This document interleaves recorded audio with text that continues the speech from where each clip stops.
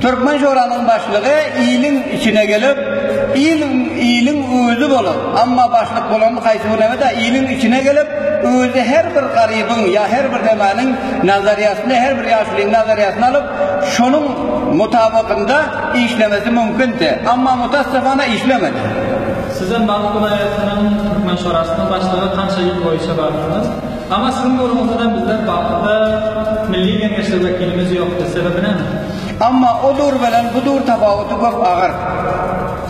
Olmundan ağır ki biz odur doğrusundan adam aydan pillasında biz iki sanat zoravarın ortasındadır. Ya 200.000 ortasındadır. Ama şu 200.000 ortasında biz hiç vakit çıkar bilmiyorduk.